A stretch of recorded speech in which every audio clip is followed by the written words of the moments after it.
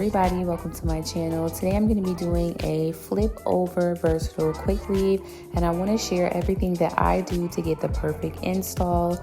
So I'm starting off with my braid down. As you can see, I did larger braids, but everything is straight to the back, a little bit neat but not too small.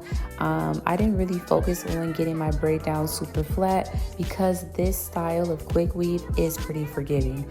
So once you do get your braids down, you want to put on a cap. I'm using this color cap. A lot of people use black. You can use whatever wig cap you'd like, but this wig cap I would kind of suggest for beginners. It allows you to see a lot better than if you were to use a black cap. So you are going to put the Morning Glory, which is just like a protective seal around your hair to make sure that the glue doesn't get in your hair.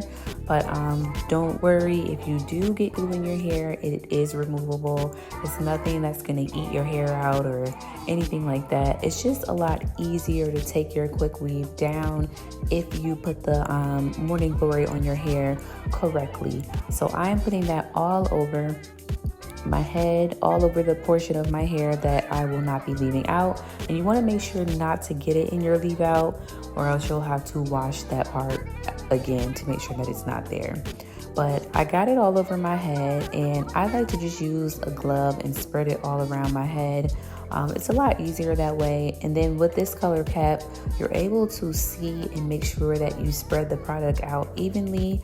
But before I start laying my tracks, I like to sit under my hooded dryer and just make sure that all of that product is dry before you start to add the glue, because if it is not, the glue will seep through and get on your hair. But now we are gluing on the tracks. For my quick weaves, I never use new bundles. I always use old cut up bundles for a quick weave. So that is exactly what I'm doing. These bundles are super old, and they're actually a mix of different bundles.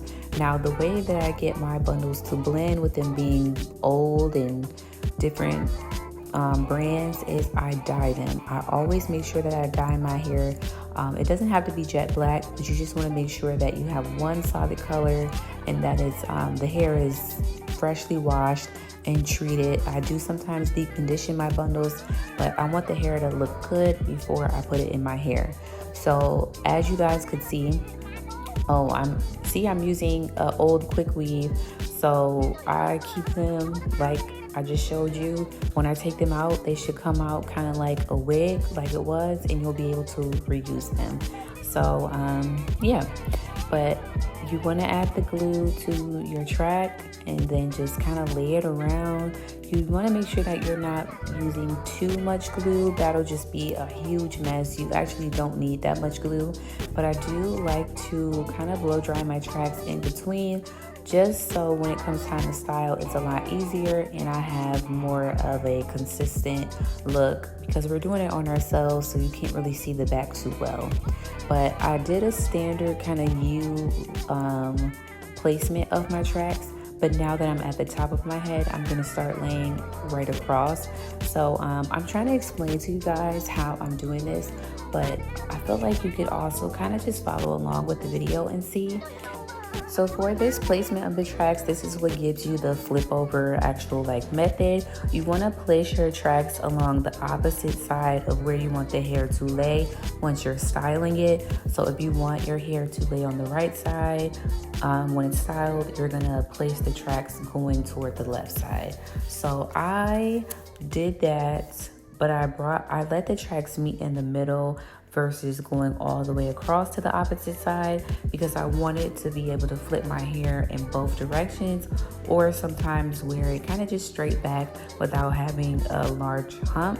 So you'll be able to kind of see I'm meeting the hair in the middle here, but it'll still give that flip over effect because I'll be able to flip from opposite sides. So hopefully that made sense. If it did not, please ask me any questions that you need to know.